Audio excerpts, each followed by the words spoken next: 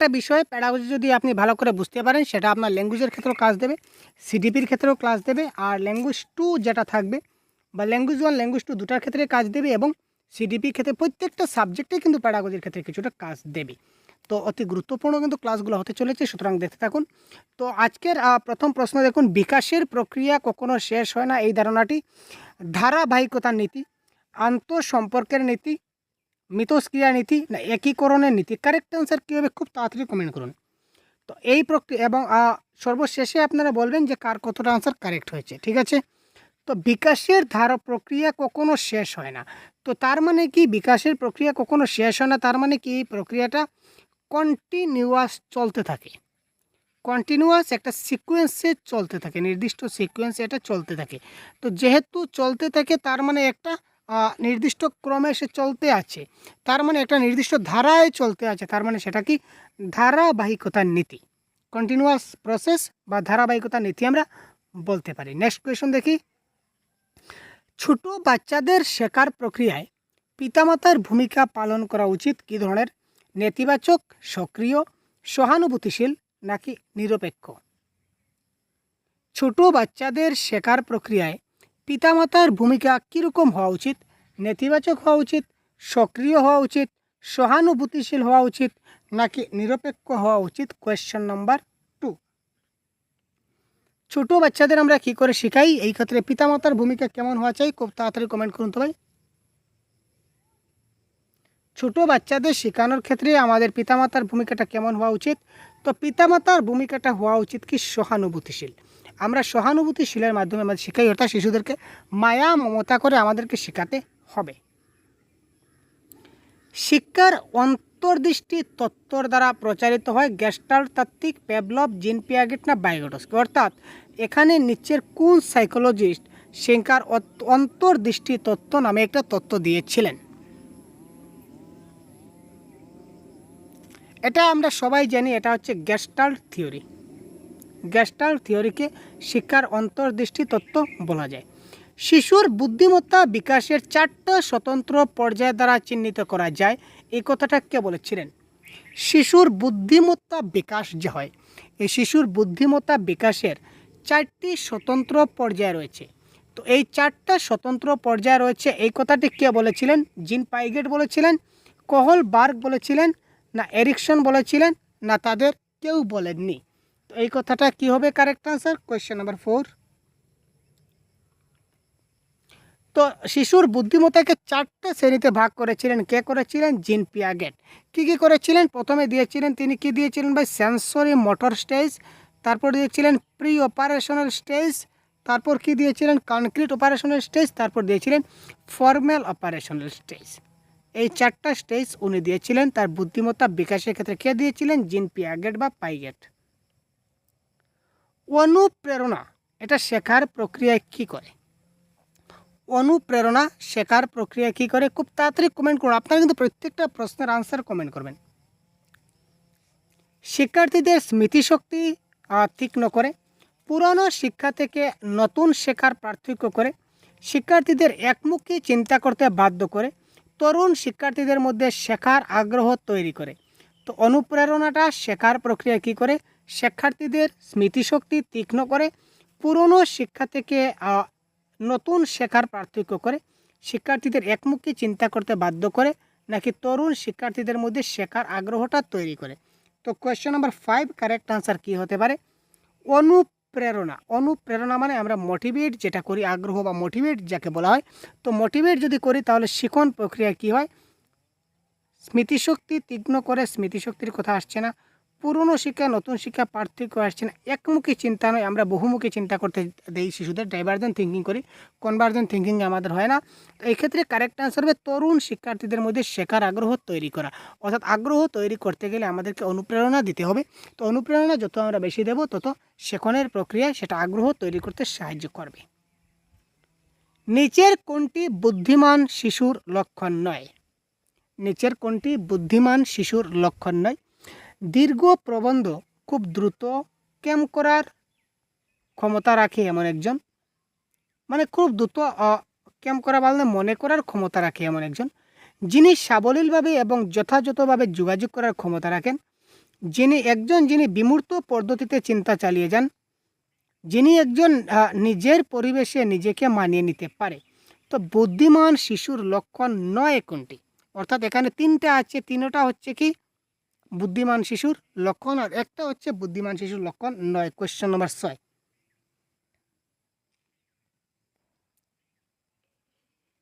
Question number 6 correct answer কী হবে তাড়াতাড়ি বলুন। কোয়েশ্চেন নম্বর 6 কী হবে তাড়াতাড়ি কমেন্ট করুন। নিচের কোনটি বুদ্ধিমান শিশুর লক্ষণ নয়?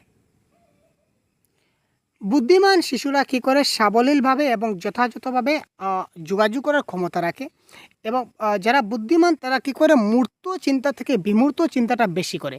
যদি আপনারা কনসেপ্ট ক্লাস দেখে না থাকেন, তো প্রতিভাবান শিশু বলে আমাদের, বা প্রতিভাবান শিক্ষার্থী, প্রতিভাবান শিশু বলে আমরা একটা কনসেপ্টের ক্লাস প্রোভাইড করেছি। এটা দেখলে এই টপিকটা পুরো বুঝে যাবেন।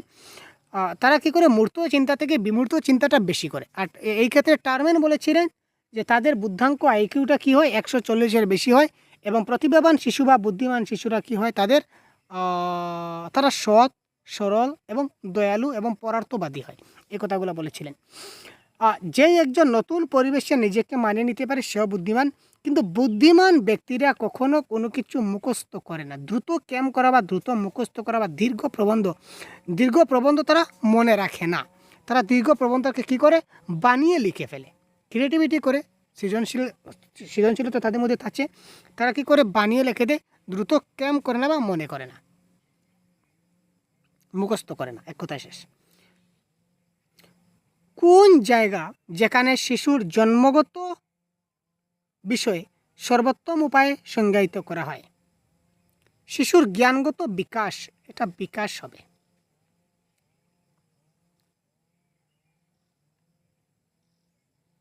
এমন কোন জায়গা যেখানে শিশুর জ্ঞানগত বিকাশ সর্বোত্তম উপায়ে সংজ্ঞায়িত হয়? স্কুল এবং ক্লাসরুমের পরিবেশ, অডিটোরিয়াম হল, বাড়ি নাকি খেলার মাঠ? তার জ্ঞানগত বিকাশটা সবচেয়ে বেশি সংজ্ঞায়িত হয় তার স্কুল এবং ক্লাসরুমের পরিবেশে। ঠিক আছে? তার জ্ঞানগত পরিবেশ সবচেয়ে ভালো হয় কোথায় হয়? তার বিকাশটা সবচেয়ে বেশি উপায়ে হয় স্কুলে এবং ক্লাসরুমের পরিবেশে। তার কী হয়? তার জ্ঞানগত বিকাশটা সবচেয়ে ভালো উপায়ে সংজ্ঞায়িত হয়। যে পর্যায়ে একটি শিশু বস্তু এবং ঘটনা সম্পর্কে যৌক্তিকভাবে চিন্তা করতে শুরু করে তাকে কি বলা হয়? একটা শিশু একটা বস্তু এবং ঘটনা সম্পর্কে যৌক্তিকভাবে, মানে সে যুক্তি দিয়ে কথা বলতে পারবে, যুক্তি দিয়ে।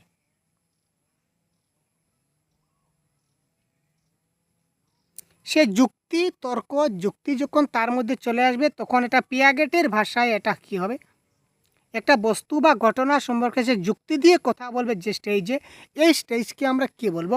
সংবেদনশীল মোটর স্টেজ, আনুষ্ঠানিক অপারেশনাল স্টেজ, প্রি অপারেশনাল না কনক্রিট? তো এটা কারেক্ট অ্যান্সার হবে ফর্মাল অপারেশনাল স্টেজ। আনুষ্ঠানিক অপারেশনাল স্টেজ যাকে বলা হয়, ফর্মাল স্টেজে সে কী করে? যুক্তি দিয়ে কথা বলে। নিচের কোনটি শিশুদের সামাজিক মানসিক চাহিদার সঙ্গে সম্পর্কিত নয়? এই 9 পয়েন্টটা মাথায় রাখুন, কারেক্ট আনসার কমেন্ট বক্সে ঢালুন না কারেক্ট আনসার কী ভাই? আপনারা অনেকেই ভিডিও দেখছেন কিন্তু অনেকে লাইক করেন, দুঃখের ব্যাপার ভাই। আপনারা লাইক করছেন না কেন ভাই? আপনারা যত বেশি লাইক করবেন, শেয়ার করবেন, তত আমাদের মোটিভেট বৃদ্ধি হবে। পরবর্তী সময়ে আমরা অত ভালো ভালো ভিডিও আপনাদেরকে দেওয়ার চেষ্টা করব। ঠিক আছে? মক টেস্ট পাবেন, এবং প্রতিদিন আপনারা মক টেস্ট পাচ্ছেন আমাদের এখানে। ঠিক আছে? আমাদের অফিসিয়াল হোয়াটসঅ্যাপ নাম্বার রয়েছে। বাংলা ভাষার সব ধরনের পিডিএফ আমাদের কাছে রয়েছে, বাংলা ভাষার ফুল গাইড আমাদের কাছে রয়েছে। আমরা প্রাইভেট ক্লাস করি, ঠিক আছে? বা আমাদের পিডিএফ রয়েছে, সেগুলো আপনারা পাবেন। মক টেস্ট আপনারা পাবেন। কোনো প্রশ্ন ডাউট সেশন থাকলে ডাউট সেশনে বুঝতে পারবেন। এই সবগুলো আপনারা পাবেন। যদি দরকার হয় তাহলে অবশ্যই আপনারা এই মোর ক্লাস আর অধিক ক্লাস, পিডিএফ এবং মক টেস্ট পেতে আপনারা আমাদের এই অফিসিয়াল হোয়াটসঅ্যাপ নাম্বারে অবশ্যই যোগাযোগ করতে পারেন। ঠিক আছে? তো সেটা কিন্তু পেয়েবল, সেটা কিন্তু পেইড ভার্সন, ফ্রি ভার্সনে হচ্ছে না, সবগুলো পেইড ভার্সনে হবে। এটা বুঝে আপনারা হোয়াটসঅ্যাপ করবেন। ঠিক আছে ভাই? তো এটা কারেক্ট অ্যান্সার। কোয়েশ্চন নাম্বার 9 কী হবে দেখি।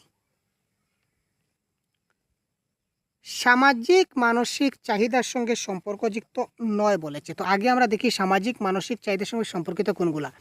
কাউকে যদি প্রশংসা করি বা সামাজিক অনুমোদন করি, তাহলে এখানে তার সামাজিক বা মানসিক চাহিদাটা রয়েছে। মানসিক নিরাপত্তার প্রয়োজন, তার মানসিক চাহিদা রয়েছে। সহযোগিতার প্রয়োজন, এটাও কিন্তু তার একটা সামাজিক ক্ষেত্রে তার সহযোগিতা রয়েছে। কিন্তু শরীর থেকে বর্জ্য পদার্থ সে যদি করে মানে ত্যাগ করে, এটা তার নিত্যদিনের কর্ম, এটা তার কোনো সামাজিক বা মানসিক সেটা চাহিদার সঙ্গে সেটা সম্পর্কিত নয়। সুতরাং অপশন নাম্বার সি হচ্ছে এই প্রশ্নের কারেক্ট আনসার। পরবর্তী প্রশ্ন দেখছি, নিচের কোনটি শিক্ষার্থীদের মধ্যে সৃজনশীলতা বৃদ্ধি করবে? Question number 10।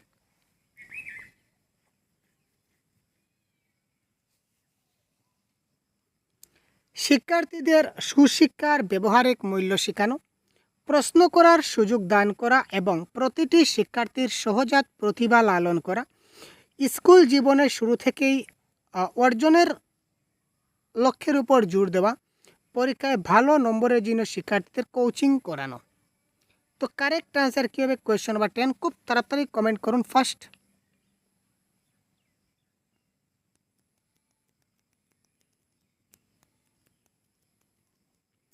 তো এই প্রশ্নের কারেক্ট আনসার হবে নিচের কোনটি শিক্ষার্থীদের মধ্যে সৃজনশীলতা বৃদ্ধি করবে? এই প্রশ্নের কারেক্ট আনসার আমাদের কী হবে? দেখুন, আমরা কখনও শিশুদেরকে কি করাই না? কোচিং করাই না, নেগেটিভ। ঠিক আছে, সুশিক্ষার মূল্য শেখাবো আমরা, ব্যবহারিক মূল্য, তাকে সুশিক্ষা দান করব, মূল্য কী করে শেখাবো সেটা হচ্ছে না। আর স্কুল জীবনের শুরু থেকেই তাকে লক্ষ্যের উপর, টার্গেটের উপর জোর দেবো যে তোমাকে বড় হয়ে ডাক্তার হতেই হবে, তোমাকে নার্স হতেই হবে, অর্থাৎ তার ভবিষ্যতের আমরা চিন্তাধারা করে নেবো, সেটা নেগেটিভ ওয়ার্ড, সেটা আমাদের হচ্ছে না। তো কারেক্ট অ্যান্সার এটাই হবে। সৃজনশীল শিশু যদি হতে হয় বা সৃজনশীল শিশুর ক্ষেত্রে আমাদের তাকে প্রশ্ন করার সুযোগ দান করতে হবে, সে যেন বেশি প্রশ্ন করতে পারে। যত বেশি সে প্রশ্ন করবে তত আমি বেশি রিপ্লাই দেব, এবং যত আমি বেশি রিপ্লাই দেব সে জিনিসটা তত বেশি জানতে পারবে, এবং জানতে পারলে সে বিষয়টা নতুনভাবে সে বুঝতে পারবে, এবং জিনিসটা সে তার মতো করে লিখতে পারবে, বানাতে পারবে, বুঝতে পারবে, ইত্যাদি ইত্যাদি ইত্যাদি। এবং প্রত্যেকটা শিশুর সহজাত লালন প্রতিভা দেখতে হবে, অর্থাৎ প্রত্যেক ঘুমিয়ে আছে শিশুর পিতা সব শিশুর অন্তরে। প্রত্যেকটা ছাত্র কোনো না কোনো দিক দিয়ে তার ট্যালেন্ট আছে, ওই ট্যালেন্টটাকে আমাদের খুঁজে বের করতে হবে। সুতরাং option number 2 is the right answer. Mind mapping বলতে কি বোঝায়? বোধগম্যতা বাড়ানোর একটা কৌশল, একটি অ্যাডভেঞ্চারের জন্য একটি কর্ম পরিকল্পনা, মনের ছবি আঁকা, মনের কার্যকারিতা নিয়ে গবেষণা করা। তো মাইন্ড ম্যাপিং মানে কি? মাইন্ড ম্যাপিং বলতে আমার যেটা মাইন্ড আছে, ব্রেনের মধ্যে আমি কি করলাম? একটা ম্যাপিং করলাম যে আমি কি করে জিনিসটাকে ভালো করে বুঝাবো। তো মনের মধ্যে ছবি আঁকা এটা হবে না, মনের কার্যকারিতা এটা কারেক্ট আনসার নয়। কারেক্ট আনসার হবে আমাদের বোধগম্যতা বাড়ানোর একটা কৌশল। সুতরাং মাইন্ড ম্যাপিং বলতে বোঝায় বোধগম্যতা বাড়ানোর একটা কৌশল। নেক্সট প্রশ্ন দেখি ভাই, একটি ছোট্ট শিশু অতীতের মতো একই পরিস্থিতিতে তার দ্বারা তৈরি প্রতিক্রিয়ার ভিত্তিতে একটা নতুন পরিস্থিতিতে প্রতিক্রিয়া জানায়। একটা ছোট শিশু কী করলো? তার অতীতে একটা পরিস্থিতি ছিল, তো এই পরিস্থিতির মধ্যে সে তৈরি করেছিল একটা জিনিস। তো একটা তৈরি করেছিল, তারপর সে ওই জিনিসটার ভিত্তিতে সে নতুন একটা কিছু বানিয়ে প্রতিক্রিয়া জানালো। এর সঙ্গে কি জড়িত? শেখার প্রস্তুতির ল অফ অ্যাটিটিউড, শেখার প্রস্তুতির আইন, শেখার সাদৃশ্য আইন, শেখার প্রভাব আইন। এখানে আগে একটা জিনিস বানালো, একটা জিনিস বুঝবেন, অতীতে একটা পরিস্থিতিতে কোনো একটা জিনিস বানিয়েছিল, তারপর নতুন পরিস্থিতিতে নতুন একটা জিনিস বানিয়ে সেটা প্রতিক্রিয়া জানালো, তার মানে সেটা সাদৃশ্য বা মিল থাকলো। এই ক্ষেত্রে শেখার সাদৃশ্যের আইন হবে কারেক্ট আনসার। সর্বোত্তম উপায়, বিশেষ করে প্রাথমিক স্তরে শিক্ষার্থীদের শেখার অসুবিধাগুলিকে মোকাবিলা করার জন্য ব্যবহার করা হলো। কি ব্যবহার করা হলো? সর্বোত্তম উপায়ে বিশেষ করে প্রাথমিক স্তরে শিক্ষার্থীদের শেখার অসুবিধাগুলিকে যদি আমরা মোকাবিলা করি, তো মোকাবিলা করার জন্য কি ব্যবহার করা হবে? সর্বোত্তম উপায়ে বিশেষ করে প্রাথমিক স্তরে শিক্ষার্থীদের শেখার অসুবিধাগুলিকে আমরা মোকাবিলা করতে পারি। তো এই মোকাবিলা করার জন্য যে ব্যবহার করা হয় সেটা কি ব্যবহার করা হয়? অক্ষমতার জন্য উপযোগী বিভিন্ন শিক্ষণ পদ্ধতি, ব্যয়বহুল এবং চকচকে সমর্থন উপাদান, সহজ এবং আকর্ষণীয় পাঠ্যপুস্তক, নাকি গল্প বলার পদ্ধতি।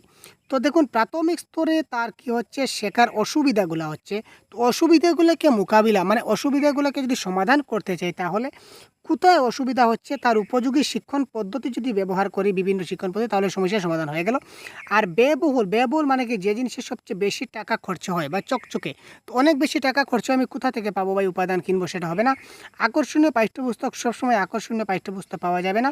আর গল্প বলার পদ্ধতি থেকে আমরা অক্ষমতার জন্য উপযোগী বিভিন্ন শিক্ষণ পদ্ধতি ব্যবহার করব। একটা শিক্ষণ পদ্ধতিতে কখনো কোনো জিনিস সাকসেস হয় না। গল্প বলার পদ্ধতি বলেছে একটা, তো হয়তো কোনো ছাত্রকে আমরা গল্প বলে বুঝালাম, আর যারা আছে গল্প দিয়ে বুঝতে পারে না তারা কি করবে? সুতরাং অক্ষমতার জন্য উপযোগী বিভিন্ন শিক্ষণ পদ্ধতি ব্যবহার করে এটা মোকাবিলা করা যেতে পারে। বিশেষ চাহিদা সম্পন্ন শিশুদের শিক্ষা প্রদান করা উচিত অন্যান্য স্বাভাবিক শিশুদের সঙ্গে বিশেষ বিদ্যালয়ে বিশেষ শিশুদের জন্য উদ্ভাবিত পদ্ধতি দ্বারা বিশেষ বিদ্যালয়ে বিশেষ শিক্ষক দ্বারা। তো বিশেষ চাহিদা সম্পন্ন শিশুদের শিক্ষা প্রদান করা উচিত। কোয়েশ্চেন নাম্বার 14 কারেক্ট আনসার কি হবে? বিশেষ চাহিদা সম্পন্ন শিশু বলতে আমরা বুঝি কি? আমরা এক কথায় বুঝি হ্যান্ডিক্রাফট এখন ইউজ করা হয় না, সেটা আইনত অপরাধ। ঠিক আছে, এটা মাথায় রাখুন। আমি শুধু এই ক্লাসে আপনাদেরকে বোঝানোর জন্য ইউজ করলাম, আর ইউজ করব না। ঠিক আছে, তো এটা আপনারা বুঝে নেবেন। বিশেষ ক্ষমতা চাহিদা সম্পন্ন শিশু বা বিশেষ অক্ষমতা শিশু বলতে এই ধরনের শিশুদেরকে বোঝানো হয়। তো আমরা এই ধরনের জন্য আমরা কখনো কী করি না, বিশেষ বিদ্যালয় বলে কিছু হয় না। তো বিশেষ বিদ্যালয় বলতে কোনো কিছু হয় না, তার মানে তিনটা অপশন কেটে দিন। আমরা কি করব? ইনক্লুসিভ এডুকেশন, অর্থাৎ সবার জন্য সমান শিক্ষা আমাদের যেটা ছিল ইনক্লুসিভ এডুকেশন। তো সেই ইনক্লুসিভ এডুকেশনের মধ্য দিয়ে সবার জন্য সমান শিক্ষা, অর্থাৎ অন্যান্য স্বাভাবিক শিশুদের সঙ্গে তাদেরকে আমরা কি করব? শিক্ষা দান করব। ডিসলেক্সিয়া কিসের সঙ্গে যুক্ত? মানসিক ব্যাধি, গাণিতিক ব্যাধি, পড়ার ব্যাধি নাকি আচরণগত ব্যাধি? কোয়েশ্চেন নাম্বার 15 কী হবে? তাড়াতাড়ি কমেন্ট বক্সে তাড়াতাড়ি ফার্স্ট। ডিসলেক্সিয়া, দেখুন ডিসলেক্সিয়া। তো ডিসলেক্সিয়া আমি কয়েকটা ওয়ার্ড লিখি, এটা মাথায় রাখবেন। ডিসলেক্সিয়া, তারপর আমাদের হবে ডিসগ্রাফিয়া, তারপর আমাদের হবে ডিসক্যালকুলিয়া। বিশেষ করে 3-4টি থেকে কিন্তু আমাদের প্রশ্ন পরীক্ষায় আসে। তো এই নিয়ে আমাদের ক্লাস রয়েছে, কনসেপ্ট ক্লাস, আপনারা দেখে নেবেন, ক্লিয়ার হয়ে যাবেন। তবু আমি বলে দিচ্ছি। তো ডিসলেক্সিয়া মানে হচ্ছে রিডিং ডিসঅর্ডার। ডিসলেক্সিয়া মানে হচ্ছে রিডিং ডিসঅর্ডার, যারা মানে ডিসলেক্সিয়া মানে রিডিং ডিসঅর্ডার, যারা পড়তে পারছে না। ঠিক আছে, যাদের সমস্যা রয়েছে, অর্থাৎ পড়ার ব্যাধি, এটা হবে কারেক্ট অ্যান্সার। যাদের পঠনের সমস্যা রয়েছে এরা হবে ডিসলেক্সিয়া। আর যাদের রাইটিং মানে লিখন, যাদের লেখার ক্ষেত্রে সমস্যা রয়েছে তাদেরকে আমরা বলবো ডিসগ্রাফিয়া। আর যাদের ক্যালকুলিয়া থেকে ক্যালকুলেটর থেকে ম্যাথ, অর্থাৎ যাদের গাণিতিক সমস্যা রয়েছে বা ম্যাথসের ক্ষেত্রে সমস্যা রয়েছে তাদেরকে আপনারা বলবেন ডিসক্যালকুলিয়া। ক্লিয়ার? প্রতিভাধর হওয়ার লক্ষণ হিসেবে বিবেচিত হয় না।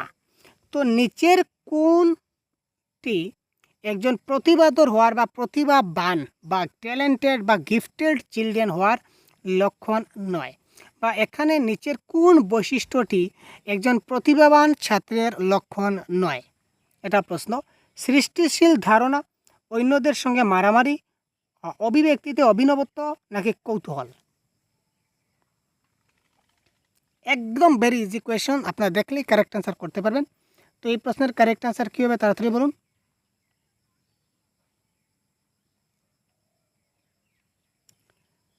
প্রতিভাবান শিশু, গিফটেড চিলড্রেন বা ট্যালেন্টেড শিশু তারাই হবে যাদের মধ্যে ক্রিয়েটিভিটি থাকবে।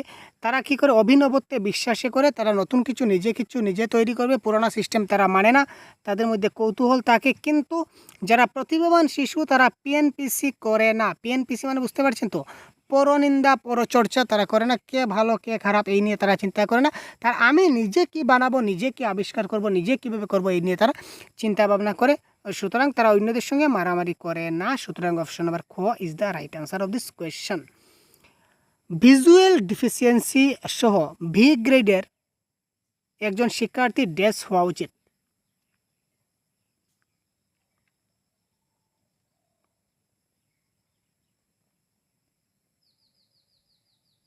ভিজুয়াল ডিফিসিয়েন্সি অর্থাৎ যারা চোখে দেখতে সমস্যা হয়, ভিজুয়াল যারা দেখতে সমস্যা হয় তাদের ক্ষেত্রে একজন শিক্ষার্থী কীরকম হওয়া উচিত, এটা কারেক্ট ছাত্রদের সঙ্গে কি করা উচিত বা একজন শিক্ষার্থীকে কি করা উচিত, এই কথাটা বলা হচ্ছে কোয়েশ্চেন নম্বর 17। নিম্ন স্তরের কাজ করার অজুহাত, আমরা কখনো অজুহাত দেখাবো না। পিতামাতা বন্ধুদের দ্বারা তার রুটিন কাজে সাহায্য করা হয়েছে, এটা করা উচিত নয়। শ্রেণীকক্ষে বিশেষ আচরণ দেওয়া হবে, তাকে বিশেষ আচরণ দেবো না, কারেক্ট অ্যান্সার হবে। শ্রেণীকক্ষে সাধারণভাবে চিকিৎসা করা হয় এবং অডিও সিডির মাধ্যমে, যারা দেখতে পায় না তারা অডিও সিডি মানে স্পিকার বলতে পারেন, স্পিকারের মাধ্যমে তারা শুনে শুনে জিনিসটা যাতে শিখতে পারে এই চেষ্টা করা হয়। যারা চোখে দেখতে পায় না তাদেরকে আমরা কী করি, অডিওর মাধ্যমে তাদেরকে আমরা বোঝানোর চেষ্টা করি এবং ব্রেল পদ্ধতির মাধ্যমে তাদেরকে আমরা লেখানোর চেষ্টা করি। নিম্নলিখিত বিবৃতিগুলির মধ্যে কোনটি শেখার প্রক্রিয়ার বৈশিষ্ট্য হিসেবে বিবেচিত হয় না? নিম্নলিখিত বিবৃতিগুলির মধ্যে কোনটি শেখার প্রক্রিয়ার বৈশিষ্ট্য হিসাবে বিবেচনা করা যায় না? শিক্ষা প্রতিষ্ঠানে একমাত্র স্থান যেখানে শিক্ষা গ্রহণ করা যায়। শিক্ষা একটি ব্যাপক প্রক্রিয়া। শেখা লক্ষ্যভিত্তিক। অশিক্ষাও একটি শেখার প্রক্রিয়া।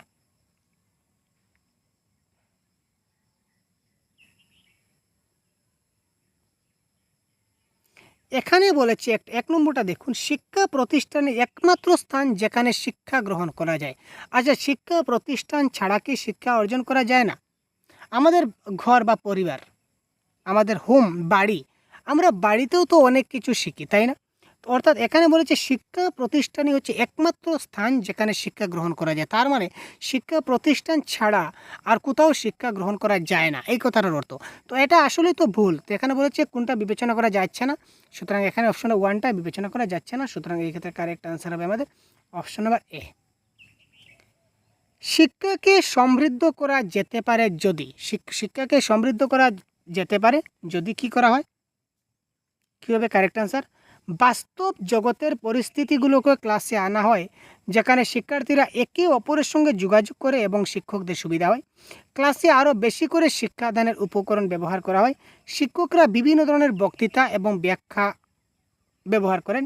ক্লাসে পর্যায়ক্রমিক পরীক্ষার প্রতি যথাযথ মনোযোগ দেওয়া হয়। তো এই ক্ষেত্রে উপযুক্ত কারেক্ট অ্যান্সার কোনটি হবে?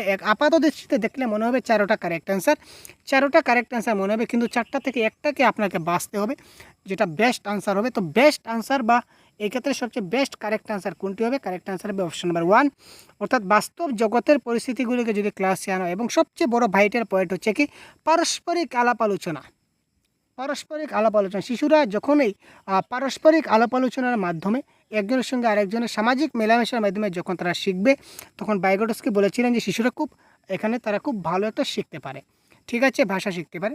তো এই ক্ষেত্রে কারেক্ট আনসার হবে অপশন নাম্বার এ। মূল্যায়ন একটি উপযোগী এবং আকর্ষণীয় প্রক্রিয়া করার জন্য একজনকে সতর্ক হওয়া উচিত। মূল্যায়ন একটি উপযোগী এবং আকর্ষণীয় প্রক্রিয়া, এটাকে বাস্তবায়িত করার জন্য একজনকে সতর্ক হওয়া উচিত বা শিক্ষককে সতর্ক হওয়া উচিত। কিসের ভিত্তিতে সতর্ক হওয়া উচিত একটু দেখি, কী হবে কারেক্ট আনসার কমেন্ট করুন। বিভিন্ন ছাত্রদের মধ্যে তুলনা করা, আমরা কখনো ছাত্রদেরকে কী করি না, তুলনা করি না। শিক্ষার্থীদের বুদ্ধিমান বা গড় শিক্ষার্থী হিসেবে লেবেল করা, শিক্ষার্থীকে লেবেল করব না। প্রতিক্রিয়া জানাতে প্রযুক্তিগত ভাষা ব্যবহার করে আছে, এটা আপাতত থাক। তো correct answer option number C, কারণ মূল্যায়ন হচ্ছে সিসিএ, কন্টিনিউয়াস এবং কম্প্রিহেনসিভ এভলিউশন।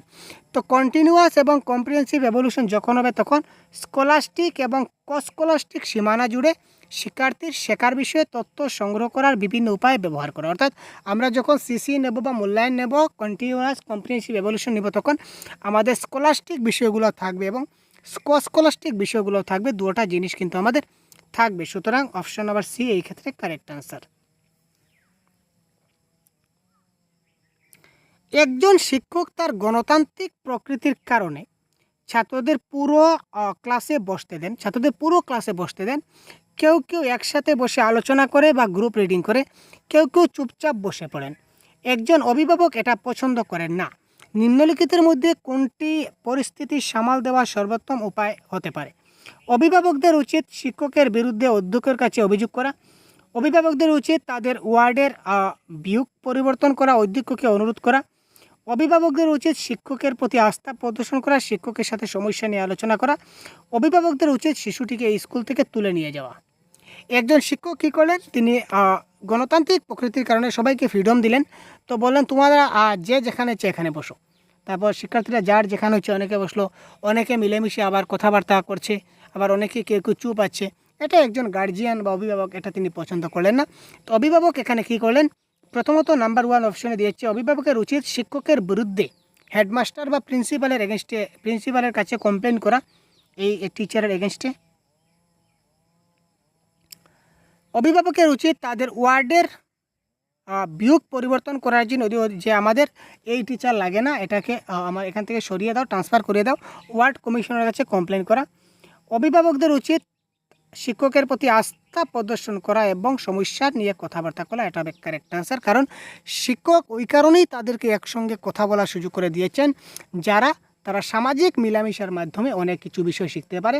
শিশুরা নিজেদের মধ্যে পারস্পরিক আলাপ আলোচনা কথাবার্তার মাধ্যমে তারা অনেক কিছু শিখে নেয়। যার কারণে এখানে অভিভাবকদের উচিত ছিল যে শিক্ষকের প্রতি আস্থা প্রদর্শন করা, সম্মান প্রদর্শন করা, যে স্যার আপনি শেখাচ্ছেন, তারা নিজেদের মধ্যেও আপনি ব্যবস্থা করে দিচ্ছেন যাতে করে তারা শিখতে পারে, এবং আপনার কী সমস্যা রয়েছে সেটা যদি আমাদের সঙ্গে শেয়ার করুন, তো আমরাও আপনাকে কিছুটা সাহায্য করতে পারি। এটা উচিত ছিল একজন অভিভাবকের। নিচের কোনটিকে প্রাথমিক স্তরে একজন শিক্ষকের সবচেয়ে গুরুত্বপূর্ণ গুণ হিসাবে বিবেচিত করা উচিত? নিচের কোনটাকে প্রাথমিক স্তরে একজন শিক্ষকের সবচেয়ে গুরুত্বপূর্ণ গুণ হিসেবে বিবেচনা করা যায়? শিক্ষাদান পদ্ধতি এবং বিষয় জ্ঞানের দক্ষতা, উচ্চ প্রমিত ভাষায় শেখানোর দক্ষতা, শেখানোর শক্তি, ধৈর্য না অধ্যবসায়। Question number 22। একজন প্রাথমিক স্তরের শিক্ষকের কোন গুণটা থাকা জরুরি? Question number 22। খুব তাড়াতাড়ি কমেন্ট করুন ভাই, খুব তাড়াতাড়ি ফার্স্ট কমেন্ট করুন কারেক্ট আনসার কী হতে পারে।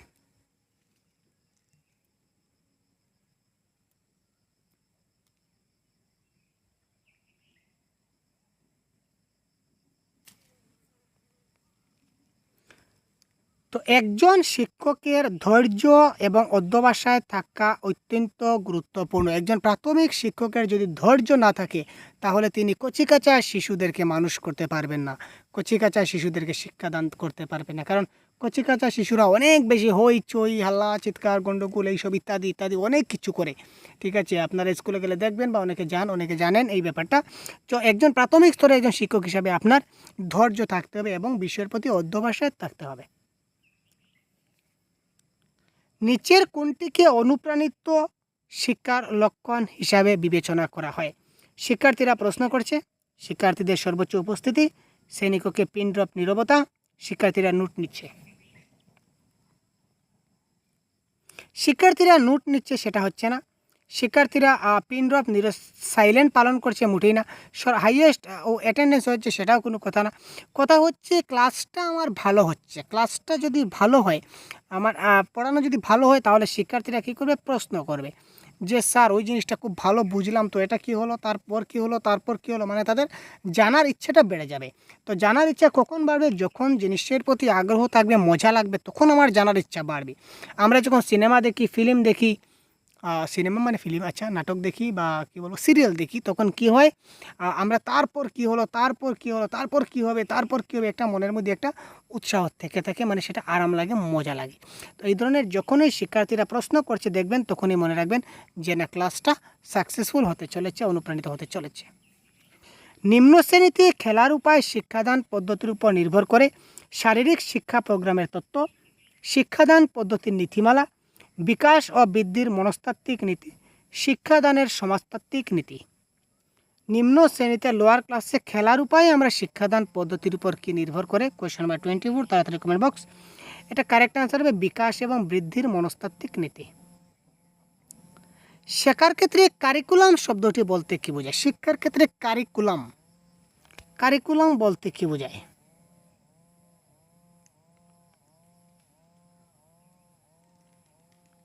কারিকুলাম বলতে আমরা বাংলায় যাতে বুঝি সেটাকে আমরা বলবো পাঠ্যক্রম বা পাঠ্যক্রম। তো এই পাঠ্যক্রম বা কারিকুলাম বলতে কি বোঝায়? শিক্ষাদান পদ্ধতি তো পদ্ধতিকে কিন্তু কারিকুলাম বলা হয় না, প্রক্রিয়া প্রসেস, মূল্যায়ন প্রসেস মোটেই না। ক্লাসে ব্যবহৃত পাঠ্য উপাদান না, কারেক্ট আনসার অপশন নাম্বার ক। স্কুলের সামগ্রিক প্রোগ্রাম যা শিক্ষার্থীরা প্রতিদিনের ভিত্তিতে অনুভব করে। প্রত্যেক দিন আমি কি পড়াবো, কি করে পড়াবো, কোথা থেকে পড়াবো, এই সমস্ত জিনিসটা লিপিবদ্ধ থাকে, দ্যাট ইজ কল পাঠ্যক্রম বা কারিকুলাম। একজন শিক্ষককে তার ছাত্রদের সম্ভাব্যতা বোঝার চেষ্টা করা উচিত, যে আমার ছাত্রটা কতটুকু পারবে, কতটুকু পারবে না, কতটুকু বুঝতে পারলো, কতটুকু বুঝতে পারলো না, এই সকল বিষয় একজন শিক্ষককে জানা খুব আবশ্যক। তো নিচের কোন ক্ষেত্রটি এই উদ্দেশ্যের সঙ্গে সম্পর্কযুক্ত? শিক্ষামূলক সমাজবিজ্ঞান, সামাজিক দর্শন, মিডিয়া মনোবিজ্ঞান আর শিক্ষা মনোবিজ্ঞান। একজন শিক্ষকের কোন বিষয়ে থাকলে তিনি ওই ব্যাপারগুলো সম্ভাব্যতা বুঝতে পারবেন, যে আমার ছাত্ররা কতটুকু বুঝতে পারলো, কতটুকু বুঝতে পারলো না, কিভাবে করালে তারা বুঝতে পারবে, এই জিনিসগুলা কি করে বোঝা যায়? কোয়েশ্চেন নাম্বার 26, এটা কারেক্ট আনসার হবে চাইল্ড সাইকোলজি অর্থাৎ শিক্ষা মনোবিজ্ঞান। এটা কারেক্ট আনসার হবে চাইল্ড সাইকোলজি বা, আরে ভাই রুক জানা ভাই, কাহা যা রে ভাই, এটা হবে কি শিক্ষা মনোবিজ্ঞান বা চাইল্ড সাইকোলজি। চাইল্ড সাইকোলজির মাধ্যমে আমরা জিনিসগুলা বুঝতে পারি।